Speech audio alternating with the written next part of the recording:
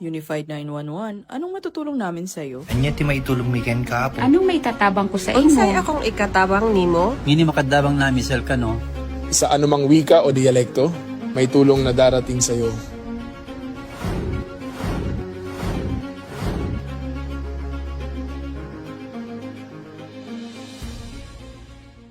Lilingkod sa bawat Pilipino at magbibigay ng tamang impormasyon para sa tahimik at maayos na Pilipinas. Police News Network, alagad ng batas, tagapagtaguyod ng balitang pulis, sandigan ng mamamayan, patnubay ng katotohanan.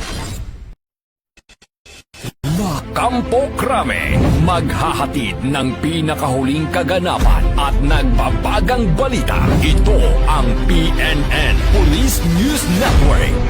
At ngayon, ang inyong mga tagapagbalita. Magandang araw, bagong Pilipinas.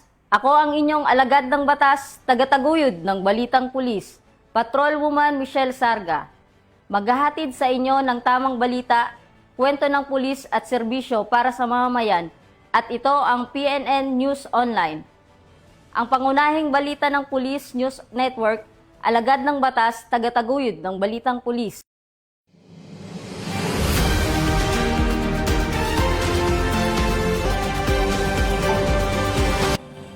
Narito ang mga balitang hatid ng ating PNN correspondent mula sa iba't ibang panig ng bansa.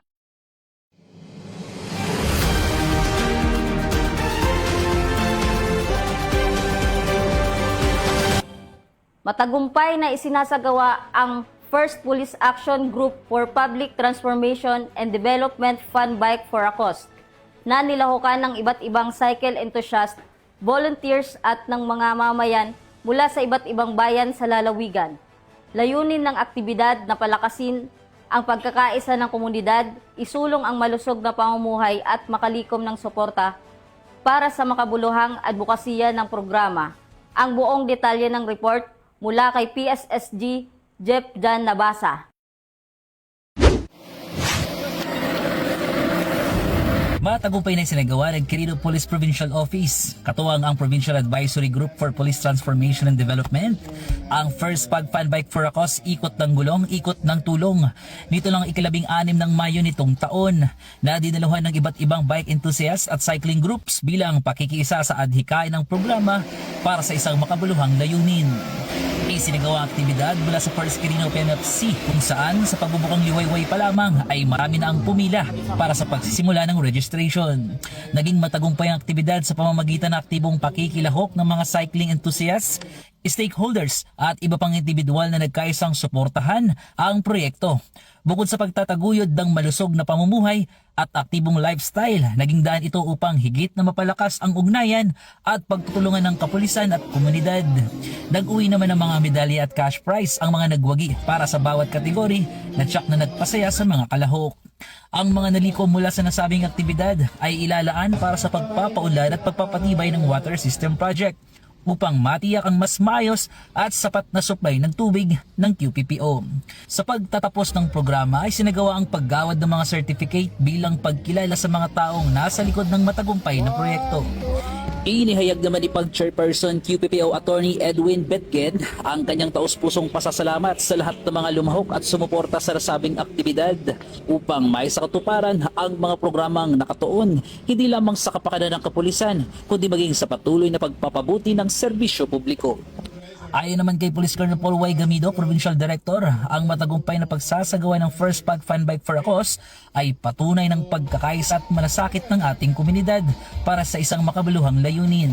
Aniya, patuloy pang magsasagawa ang QPPO ng mga programang nagtataguyod ng pagkakaisa, malasakit at pakikipag-ugnayan sa komunidad para sa serbisyong mabilis, tapat at nararamdaman.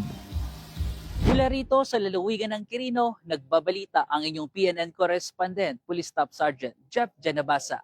At ito ang bagong PNP para sa bagong Pilipinas, serbisyong mabilis, tapat at nararamdaman.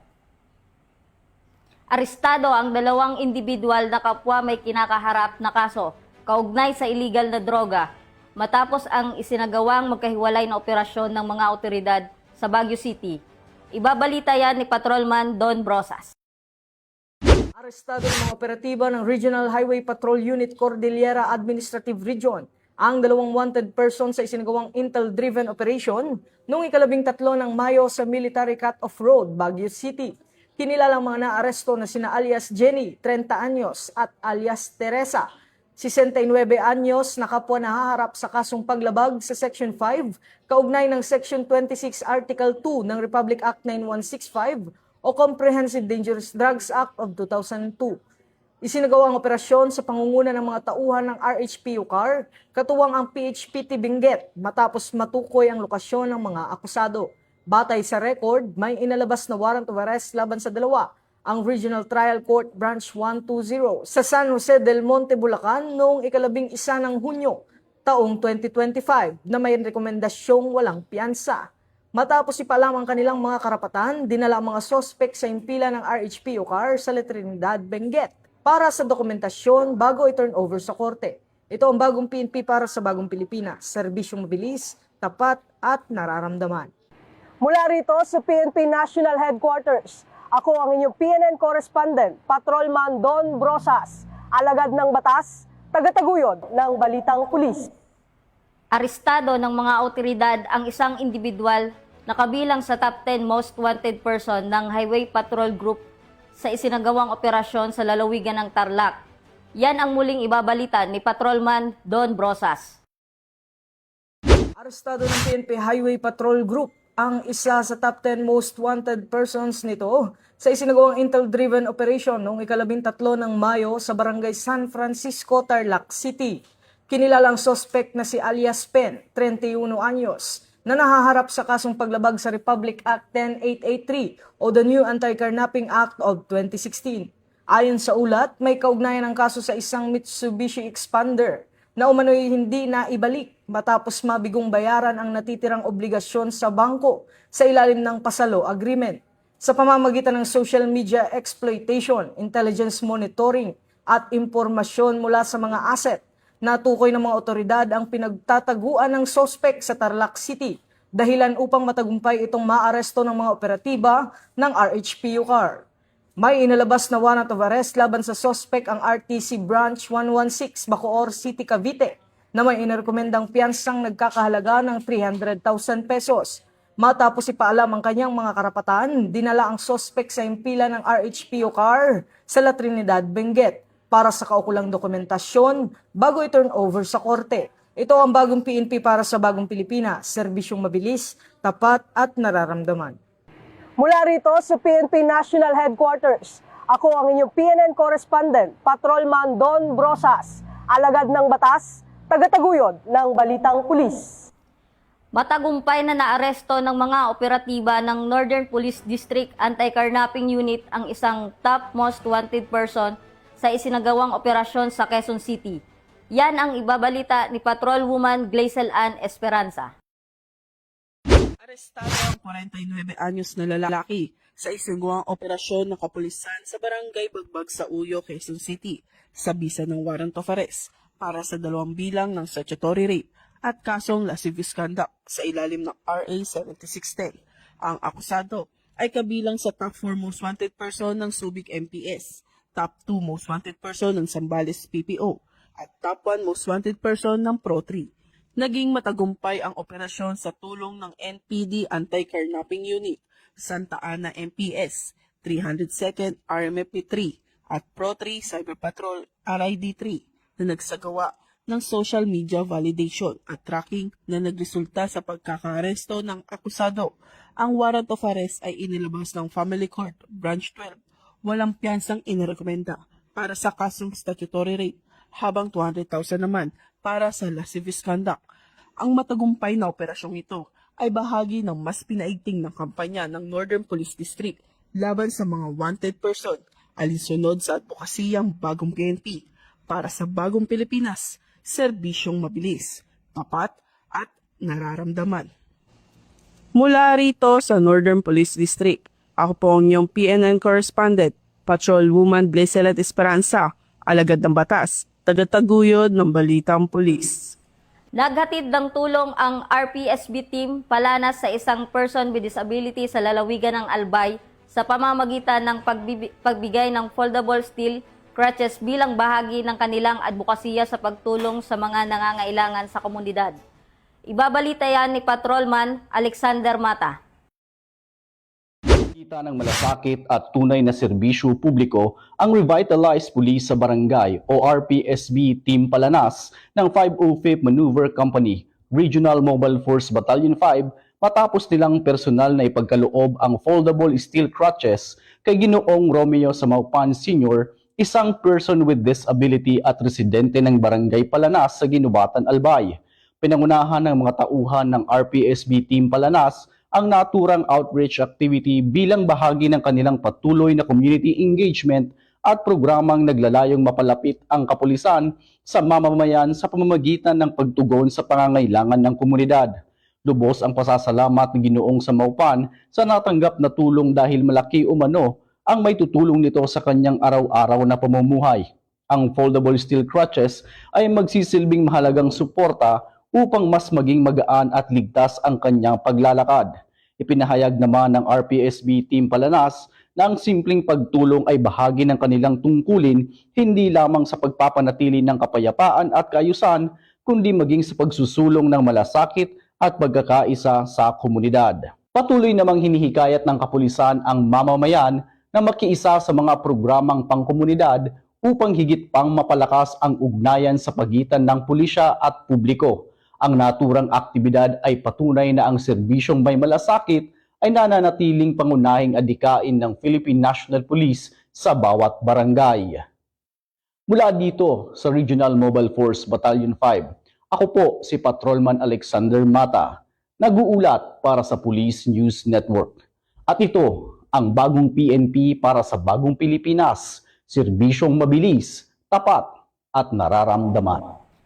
Nasabat ng mga otoridad ang tinatayang 1.12 milyong halaga ng umano'y smuggle na sigarilyo sa isang checkpoint operation sa Lanao del Norte. Yan ang balitang tinutukan ni Patrolman Kim Luna. Ng 2nd Provincial Mobile Force Company, Lanao del Norte, katuwang ang 51st Company at 5th Mechanized Battalion Armored Division, ang tinatayang 1.12 million pesos na halaga ng hinihinalang smuggled na sigarilyo sa isinagawang checkpoint operation sa Purok 1, Barangay Butadon, Kapatagan, Lanao del Norte, gabi ng Mayo 17 taong kasalukuyan. Pinahinto sa isang checkpoint ang isang itim na Toyota Innova dahil sa hindi pagsusuot ng seatbelt ng driver. Sa beripikasyon, nabigo rin umano ng driver na si alias Jailani na magpakita ng rehistro ng sasakyan dahilan upang tikitan ito ng mga LTO deputized personnel. Habang nagsasagawa ng inspeksyon, nadiskubre ng mga operatiba ang malaking bulto ng hinihinalang smuggled cigarettes sa loob ng sasakyan. Nakumpiska sa operasyon ang 15 master cases ng New Berlin cigarettes, 5 master cases ng Modern cigarettes, at 8 cellophane packs ng Ford cigarettes na umaabot sa kabuuang 1,400 rims na may tinatayang 1.12 million pesos. Dinala ang driver sa Kapatagan Municipal Police Station para sa dokumentasyon habang nasa kustudiya ng 2nd Provincial Mobile Force Company ang mga nakumpiskang sigarilyo at sasakyan bago i-turn over sa Bureau of Customs para sa kaukulang disposisyon. Ito ang bagong PNP para sa bagong Pilipinas. Serbisyo mabilis, tapat at nararamdaman. Dito sa Lanao del Norte Police Official Office, ako yung PNN Correspondent, Patrolman Kim Luna, alagad na batas, tagataguyod ng Balitang Pulis.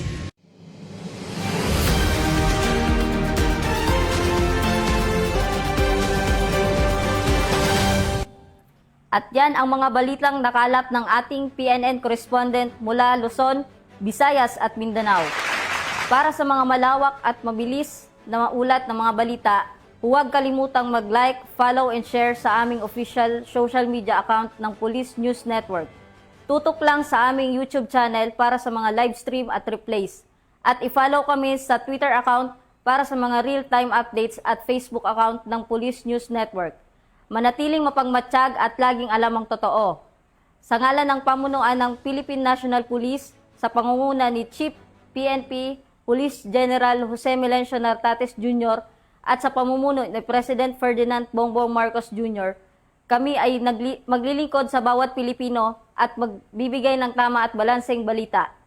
Mula rito sa tanggapan ng tagapag-ugnay ng Pambansang Pulisya, ako ang inyong alagad ng batas, tagataguyod ng Balitang Pulis, Patrolwoman Michelle Sarga. Maghahatid ng tamang balita, kwento ng pulis at serbisyo para sa mamayan, at ito ang PNP News Online, ang pangunahing balita ng Police News Network, at ito ang bagong PNP para sa bagong Pilipinas, serbisyong mabilis, tapat at nararamdaman.